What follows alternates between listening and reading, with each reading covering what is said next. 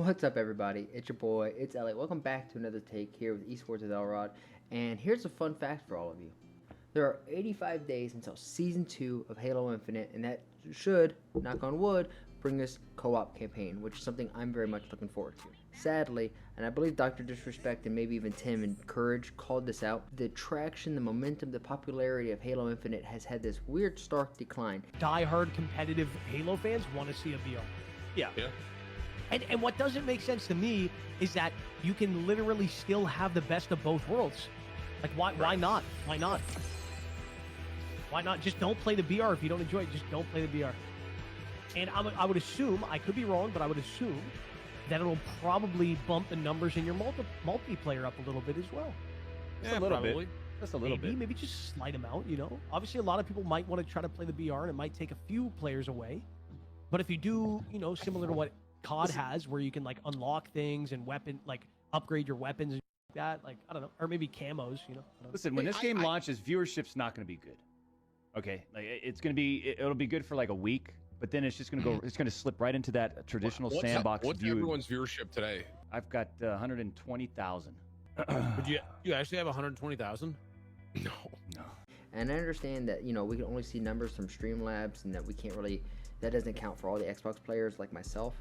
But there has been a noticeable decline in just popularity and talks of Halo Infinite. And right now, it almost feels like, you know, Halo is a diamond that's just covered in crap. It's just covered in crap right now. It needs to clean itself up. The desync issues are just, they were bad, right? But now it's just getting a little ridiculous because the game's been out since November 8th. And I'll show you clips later on in this video. But it's just so inconsistent, the weapons. For example, like the Mangler. Everyone wants to nerf the Mangler.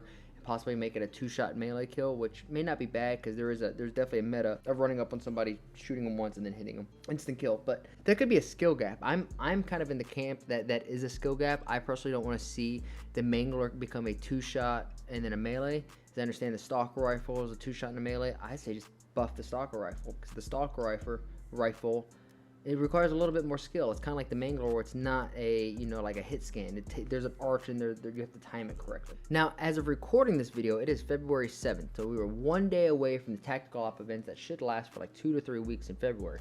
It should last until the 21st, which I'm super excited about. However, here's a fun fact. In the game files, it actually says that it starts on March 8th. So, I don't know what to believe. I mean, you could see it here. It says end date is 3/22/22, start date 3/08/2022. So I'm kind of a little worried, a little hesitant, because I don't know exactly what that means for the game.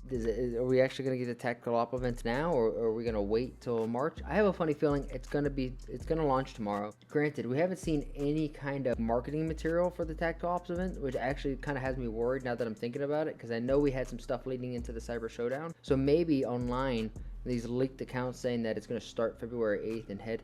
Maybe we're wrong and it actually is going to take place after the Anaheim event and we'll have 2 weeks of nothingness in Halo. Which, if that's the case, I don't think Halo will die. That's over-exaggerated. But it definitely is not going to gain any momentum, and Halo Infinite right now is in desperate need of love and care, and all the content creators are online. Most of them are just crap talking without saying it's like a diamond covered in crap. So we all know Halo has the potential to be one of the greatest FPS games, and you know that's been released in the past 3 to 4 years. It kind of already is, but it has so many little problems that make you scratch your head, because we want them to fix it quickly. We've said this for years now, but it seems like it takes more time than we're willing to give. With that said, I definitely wanted to take note of this little comment in the Facebook page, because I want more people to embody this, because this is really a positive outlook on the game. Dan, shout out to you if you ever see this. Lots of moaning about the game in this group. Personally, I love it. I've managed to get to Diamond 5, D5 on open with Xbox One, an old controller, and an old TV. If you don't like the current multiplayer, then don't play it. Then there is going to be an odd error in the game to resolve, but it's still fantastic. If you link up with other like-minded, positive, and competitive players, Onyx is easily achievable, as proven by lots of people in this group. This is the Halo Infinite multiplayer group, as you can see in the very, very top. His gamer tag is MoJuice is BK, if anyone wants to play with him. If you guys want to play with somebody who just wants to play Halo and who enjoys the game, add this guy, and then add your boy. You could see down here at the bottom that I commented like, hey, that's a winning mindset right here. Ben Horn, he seems to agree with me with the trophy emoji. You know? Now, coming back to that DeSync issue that I talked about at the very beginning of the video, I got clips from people from the community just to show you guys what exactly we're talking about. So let's go ahead and watch this together. The guy has a camo. He's, you know, camoed up, has the heat wave in his hand. This should also be a one-shot in melee. That guy's weak. He shot and meleeed him and then had to pull out the sniper and hit. Granted, if you stop it, the guy definitely didn't connect. Ooh, connected there and connected there. Damn, that was nice. But this is where I was talking about with the inconsistencies. The dude had full shields, so he had the heat wave, shot him once, meleeed him, killed him. The second guy coming around the corner, you guys saw it, he was weak. He got shot with the heat wave, meleeed, didn't die. Other guy was full health, died, one shot melee. This guy was at least half health, and it took a shot, a melee, and then he had to pull out a sniper that, granted, he did miss, but the game still registered as him dying. I don't know if the game registered the sniper shot or just the delay in death. Nevertheless, homie cleaned it up with 2 clean snipes afterwards, so yeah, good for him. And then lastly, we got this one, the same guy. This one is not the same issue because that just kind of seems like you shouldn't have thrown the nade. You should have just focused on shooting the shots. But you can still see the guy's weak. That explosion should have left him dead with one more like small burst going to the body. It should have been a die. He should have died and at least traded. And then lastly, this image, this horrifying image of a double mangler is just concept art. I saw somebody post this in the group saying they ran across this. No one has run across this. This honestly is supposed to be like a concept art for a haunted mask, which if you look really, really closely, he's not wearing goggles and those visors. It's actually a skull. I had to look really closely because I literally thought someone was wearing glasses for visors. It looked very weird. But just so you guys know, it's a fake image. But with that being said, we're going to wrap this video up here.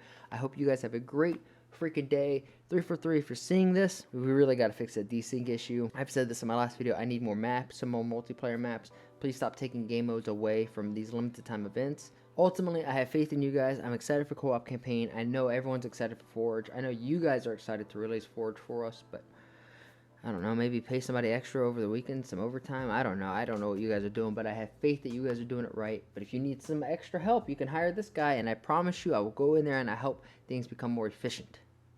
Promise you that. But with that being said, I'll see you guys in the next one.